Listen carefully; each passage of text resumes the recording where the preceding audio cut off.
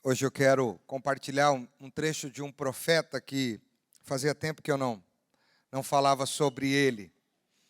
E ele é um amigo bíblico, porque em muitos momentos esse profeta me inspirou a tomar decisões e a rever posicionamentos, enfim. Então eu acho que ele vai te ajudar, tá bom? Eu quero falar do meu amigo profeta Isaías. E eu queria ler um trecho da palavra de Deus que está no livro do profeta Isaías, no capítulo de número 40, versículo 29.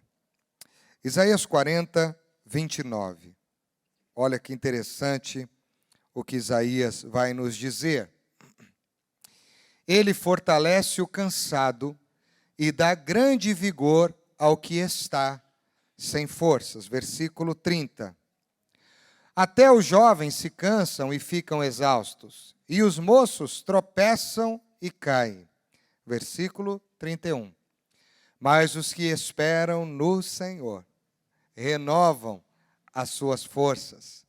Vão alto como águias, correm e não ficam exaustos, andam e não se cansam. Ou caminharão, numa outra versão, e diz assim, e não fatigarão. Até aqui. E a palavra que o Senhor colocou ao meu coração para tentar conversar com você é que Deus quer fazer você voar alto. Deus não quer apenas que você voe, que eu voe. Deus nos quer fazer voar alto. Mas existe um movimento deste voo sublime, porque na visão do Oriente, a águia é a grande ave imponente dos ares. E nós sabemos que não existe nenhuma ave que alcance as altitudes que uma águia alcança no seu voo. Então podemos dizer que a águia é a ave do voo sublime, do voo mais alto. E o Senhor podia usar qualquer tipo de ave, mas ele diz, falando a Isaías, que o voo que Deus quer dar para o seu povo é o voo de águia. É o voo sublime. Mas é interessante que existe um movimento entre o voo e a situação que cada um de nós estamos. Porque Deus quer tirar você da situação que você está vivendo hoje, dos sentimentos que estão dentro do seu coração, dos medos que assolam a sua alma, de uma série de fatores que hoje são fatores inibidores na nossa vida. Ele quer nos tirar exatamente deste lugar. E Ele quer dizer assim, eu quero que você voe alto. Então, Deus não quer apenas te fazer voar alto, Ele quer tirar você da onde está, Ele quer nos tirar de onde nós estamos e quer nos colocar nos lugares altos. E isso é mais bonito. Não é apenas um voo, mas é um movimento. É um movimento de mudar uma situação, uma história, uma vida, um coração, um sentimento, uma fé, uma esperança. E aí eu gosto do profeta Isaías, porque Isaías é conhecido como o profeta do cativeiro. Isaías tem uma difícil missão de proclamar uma palavra de esperança a um povo que está sofrendo demais. A um povo que está sendo constantemente oprimido, não só pelos fatores externos, mas, sobretudo, pelos fatores internos. O cativeiro na vida do povo de Deus não foi só um fator externo. O sofrimento, ele não atinge só o nosso redor, o sentimento atinge o nosso coração. O sentimento mexe com as nossas emoções, o sofrimento. O sofrimento mexe com os nossos sentimentos. Não é assim? Não é só algo que vem por fora, mas é algo que vem de fora muitas vezes e que vem para dentro. E o cativeiro do povo em que Isaías é convidado a profetizar era um cativeiro em duas esferas. Eles eram presos exteriormente por causa do governo da Babilônia e todas as dificuldades que eles tinham e sofrimento que eles tinham por causa daquele império que os oprimia, mas eles também tinham um cativeiro espiritual. Deus nos abandonou. Nós não temos mais esperança de voltar para casa. Os nossos filhos foram tirados de nós e foram dispersos em outras regiões. Os nossos mais velhos, os nossos idosos morreram sofrendo. nós não temos um bom tratamento de saúde, nós não temos uma boa comida, nós não podemos ter sonhos, porque tudo que fazemos não é para nós. Então eu fico imaginando o cativeiro da alma, o cativeiro das emoções. E esse cativeiro da alma e esse cativeiro das emoções, na minha opinião, ele é mais doloroso, ele é mais difícil do que o cativeiro das situações. Você me entende? Dos fatores externos.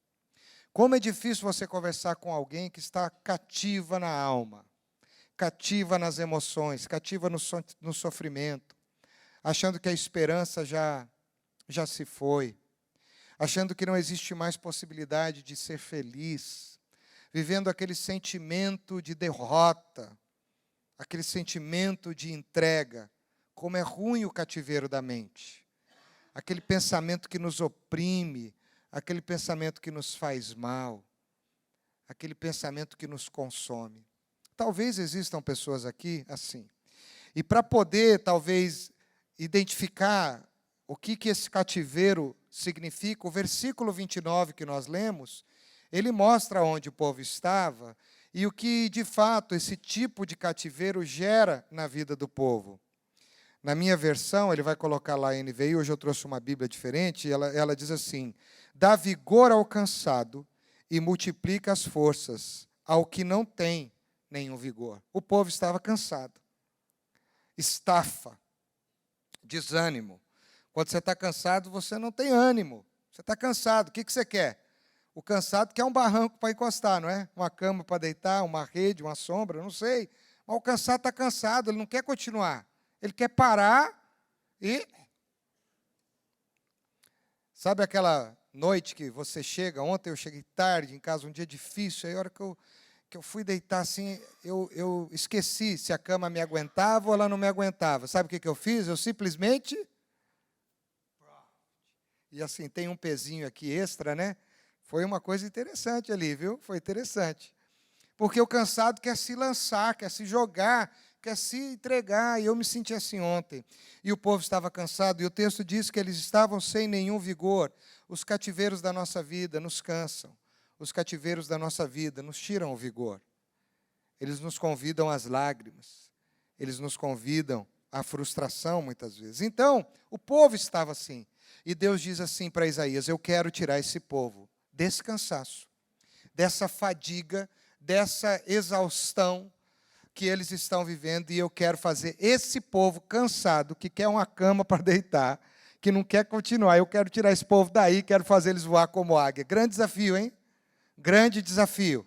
Grande desafio esse de Deus. Mas Deus é o especialista em mover situações, pessoas e histórias.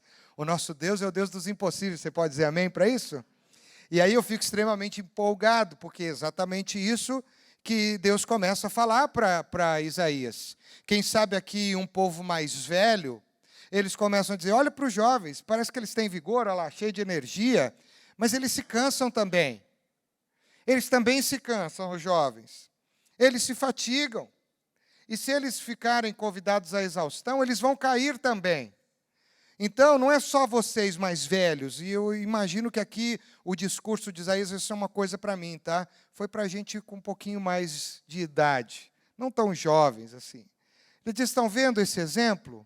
Eles também se cansam. Vocês que estão sem nenhum vigor, vocês que já viveram e que já passaram por experiências, eu quero dizer uma coisa para vocês: existe uma receita, tanto para os jovens quanto para vocês. E aí vem o versículo 31, que é maravilhoso e extremamente conhecido. Você está comigo? Está me entendendo? Entende o movimento do discurso? Faz mais sentido assim. E aí ele diz assim: mas, uma partícula aí, condicional, né? Diz assim, adversativa, ele diz assim: mas os que esperam no Senhor, eles saem desse pó. Eles saem dessa situação de exaustão. Eles saem desse cansaço. Eles saem dessa situação e eles O que está escrito ali? Diga comigo, eles fazem o quê? Renovarão o quê? Diga comigo, renovarão as forças. Então Deus tira essa pessoa que está entregue, derrotada, e Deus vai fazer o que com ela? Renovará. Mas para renovar as forças, ele tem que fazer o que primeiro? Esperar no Senhor. E o verbo esperar no Senhor nas Sagradas Escrituras não é uma espera passiva, como você entrando numa fila, numa senha, esperando uma senha para ser atendido. Você pega aquela senha e se senta e passivamente você fica olhando os numerozinhos passarem e a pessoa ir chamando e até chegar a tua senha. Essa é uma espera passiva. A espera que a Bíblia nos ensina é uma espera ativa. A vida não para quem espera no Senhor. A vida de quem espera no Senhor não é em cima de uma cama, derrotado, cansado e fatigado.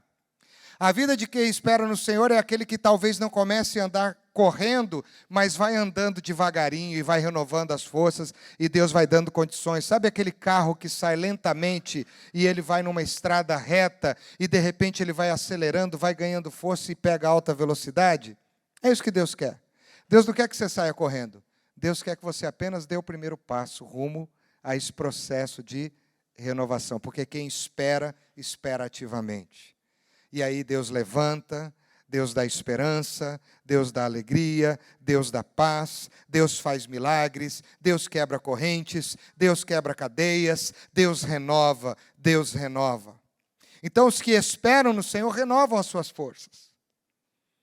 Hoje eu estou cansado. E eu estou dizendo para Deus, Senhor, eu quero renovar as minhas forças. Agora eu não consigo correr, mas eu consigo andar. Então, o Senhor está me fazendo andar, mas eu sei que o Senhor quer que eu corra. Então, enquanto eu ando, preparando o meu sprint, que fala? Preparando aquela dinamizada que eu vou dar, aquele gatilho, vai renovando, Senhor, porque a hora que o Senhor disparar, ninguém me segura, eu vou ser o crente papaléguas. Bibi! Papaléguas não é tão velho assim, né, gente? Eu estou tão desatualizado com as minhas coisas que eu fico perguntando aqui, né? Mas o Papaléguas. Então, eu começo a entender isso, e aí eu não só vou andar. E aí, à medida que eu vou acelerando e eu vou viajando nesse texto, é como se, de repente, eu vou correndo tanto, que o chão vai ficando para baixo e eu começo a subir, a voar. Aquele que não conseguia andar, de repente começou numa caminhadinha mais devagar, e foi acelerando, e foi correndo, deu sprint e começou a voar. Gente, é isso que Isaías está dizendo para o povo. Deus não vai jogar vocês no alto de uma vez, mas Deus vai fazer um movimento, que da situação que vocês estão, mesmo que seja um passinho de cada vez, vocês vão acelerando. Eu não vou fazer isso aqui agora, né? Mas vocês vão correr. Minha vontade aqui é sair correndo aqui, para você entender. Só não vou voar para ninguém ficar muito entusiasmado aqui, tá certo? Mas Deus quer que você voe. Ele quer te animar para esse voo sublime. E aí diz o texto: subirão com asas como águias. E a águia tem visão. A águia tem percepção. A águia, ainda que esteja numa altitude elevada, ela tem foco. Porque ela consegue mirar a sua presa a milhares de metros lá no chão. Dizem que 2.000 metros a águia enxerga o alvo. Então Deus não quer só que você suba. Ele diz: você vai ser como a águia. Você vai estar alto. Você vai ter força. Você vai ter foco. Aleluia. Glória a Deus. E Deus quer que você voe como essa águia. E Deus quer que depois que você descer, quem sabe, desse voo sublime, você pode correr, você não vai se cansar.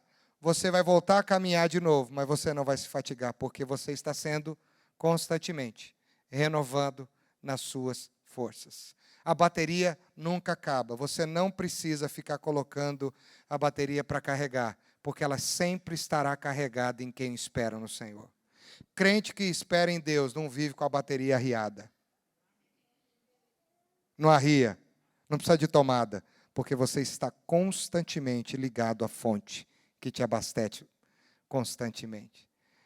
Você já imaginou esse povo todo que está aqui nessa noite? Olha quanta gente aqui, ó, voando, dos mais jovens aos mais velhos. Mas o que te faz ficar no chão hoje? Eu encerro perguntando isso para você. O que te faz pensar que você não pode voar hoje em algumas situações? Em algumas circunstâncias? O que te faz querer se jogar na cama e se entregar e se render. De repente você tem aí alguns motivos. Eu já tive vários na minha vida. Em muitos momentos eu achei que eu não voaria mais. Em muitos momentos eu achei que eu não faria nenhuma marcha atlética mais. Quiçá uma corrida, quiçá um voo. Mas eu aprendi a esperar no Senhor. E graças a Deus, se aqui estou, é porque já voei o voo sublime da águia. E tenho voado. E vou voar mais alto ainda, se Deus quiser. Por isso, querido, a palavra de Deus para você hoje é essa. Eu quero te mover. Eu quero te tirar do pó. E quero dar força ao cansado. E eu quero dar vigor àquele que não tem nenhum vigor. Versículo 29. Mas eu quero mais. Eu quero te fazer voar. E Deus quer que você voe. E Deus quer que você experimente uma dimensão de vida que você ainda não experimentou. Quando a gente voa alto, a gente tem autoridade, a gente tem graça e a gente tem uma experiência que muitas pessoas muitas vezes não vão entender, mas a gente consegue viver nessa dimensão. Conheci uma história de um pastor que um dia ele foi orar com uma pessoa. E as pessoas diziam assim para ele: pastor, já procuraram muitas vezes orar com esse jovem, ele tem uma doença muito grave, a doença dele é incurável. E esse pastor já tinha passado por um processo de frustração na vida, tinha quase abandonado o ministério, mas ele estava voltando, a retomada para o voo. E Deus estava dizendo para ele assim: eu vou te usar, você vai voltar a voar. E aí Deus mandou ele orar com aidético. Isso na década de 90, no início da década de 90. E aí, Deus falou assim para ele: você vai voar alto, pode orar com ele. Aquele homem que ficou desacreditado no ministério, aquele homem que achou que muitas coisas não viveria mais, foi orar com alguém numa situação tão difícil. Quando ele contou essa história, eu vi presencialmente, ele diz: aquele jovem estava pele e osso, pesava poucos quilos. Ele tinha voltado para casa naquela semana porque o médico disse que ele não sobreviveria. E aí ele foi orar e o Espírito Santo disse assim para ele: você vai voar alto. Você não vai orar para Deus confortar a família. Você não vai orar para Deus ajudar ele no final da vida dele. Você vai orar para ele ser curado. Aí ele começou: Senhor, mas olha a minha situação, como é que eu vou orar para ele ser curado? Olha o que eu vivi na minha vida. O cara está morrendo, ninguém, já foi um monte de gente para orar, e eu estou começando agora. Você vai orar para ele ser curado. E aí o pastor foi meio incrédulo, mas obedeceu, diz ele. Quando ele chegou, ele ficou até com medo de orar. Ele ergueu a voz e ele começou: Senhor de glória, de majestade. Sabe quando você começa a enrolar? O Senhor é maravilhoso, Deus do universo, Deus da paz, Deus dos céus e da terra, Deus de Isaac, de Abraão e Jacó. E diz que o Espírito Santo falou assim para ele: ora o que eu te mandei orar. Aí ele deu aquela engasgada e disse assim: Senhor, em nome de Jesus, eu sei que o Senhor pode curar. Cura este jovem. Em nome de Jesus, amém. Terminou, fez o Jesus, amém, disse assim para a família: até logo, Deus abençoe. Quer tomar um café, pastor? Não, obrigado, estou de saída. E foi embora. Saiu, pela direita. Aqui, né? Pela direita, né? E aí ele ficou pensando: Senhor, o que vai ser desse jovem? E se esse cara não for curado agora, meu ministério vai de novo para o buraco. E a minha fé, porque o Senhor falou que ia ser curado, e se ele não for curado? Do que valeu? Ele conta a história. Eu vou citar o nome desse pastor, talvez o pastor Silas conheça. José Armando Sidaco, era um pastor do Rio de Janeiro. Um dia ele estava no semáforo, com o carro dele, de repente, passaram-se assim umas 3 semanas, ele estava lá, e ele não foi atrás da família, porque ele ficou morrendo de medo, porque ele orou pela cura, ficou com medo. E aí, de repente, ele para no semáforo, alguém faz assim: bibi, ô pastor, olha aqui, pastor. Aí ele abriu o vidro assim, olhou: sou eu. Falou: eu quem? Ele falou: você quem? Falou: eu sou o fulano. Ele falou: que fulano? O senhor orou comigo há 3 semanas. eu estava com AIDS, estou voltando agora de fazer um exame de sangue. Não existe HIV mais no meu sangue. Eu fui curado. O Espírito Santo olhou para aquele pastor e falou assim: eu não falei que você ia voar alto? E ele contando que depois daquela experiência, Deus começou a usar ele para uma geração de milagres. Porque Deus levanta do pó o que não tem nenhum vigor. E ele faz esse que não tem vigor voar alto como águia. Então segura essa, isso é um fato real, uma história verídica. Porque quando Deus quer te fazer voar, você vai voar. Mas não vai voar como pomba, não. Como pardal e nem andorinha. Você vai voar como águia. Queria chamar o pastor Silas, ele vai conduzir um período de oração aqui, em nome de Jesus. Coloque-se em pé. Deus está presente, mas quero dizer uma coisa para você. Você precisa compreender que a presença de Deus tem que ser ativa. Quando você está aqui presente, você veio nesta reunião, você já está ativando isso. Deixa eu dizer isso melhor. O povo de Israel, Deus estava presente. Mas a presença de Deus não era ativa. Sabe por quê? Porque eles não lançavam fé. Sabe por quê? Porque eles não obedeciam. Sabe por quê? Porque eles não tomavam posição. Você quer subir como águia mesmo? Você tem que ativar isso. Vocês que vieram já ativaram isso. Aí você vai ter a terceira dimensão, que é a presença de Deus manifesta. Tem gente que fica parado e diz: vamos vir à frente aqui para orar. Aí ele não vai. Se Deus quiser me abençoar, abençoa aqui mesmo. Aí você não ativou. Por isso que não recebe. Quando você faz isso, você está ativando. O homem disse assim: eu quero ser curado, Jesus. Jesus diz: vem para o meio. Ele podia dizer: não, se o senhor quiser me curar, cura aqui mesmo. Eu disse: vem para o meio. Quando ele foi, ele disse: agora estenda a mão. Você ativa. Você ativa milagres de Deus na sua vida quando você toma posições. Hoje é uma noite de milagres aqui. Eu cheguei aqui na hora da adoração, há uma nuvem de glória aqui. Você tem necessidades, tem problemas, mas eu estou pedindo assim: Senhor, coloque um novo óculos para que você veja do ponto de vista de Deus o seu problema. Você veja a sua luta do ponto de vista de Deus. Deus diz assim: coloque colírio para ungir os teus olhos para que vejas.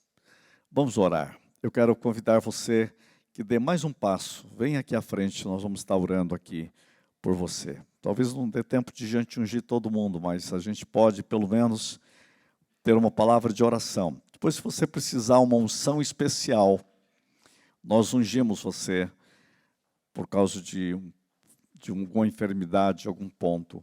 Quero pedir aos presbíteros que puderem vir também nos ajudar a orar. É muito importante, pelo menos tocar as pessoas à medida que o Espírito Santo te orienta. Tem muita gente, mas o importante é que nós tenhamos aqui em nome de Jesus e você seja tocado pela glória de Deus. Se alguém está enfermo, é só dizer: eu quero ser tocado com óleo de unção em nome de Jesus.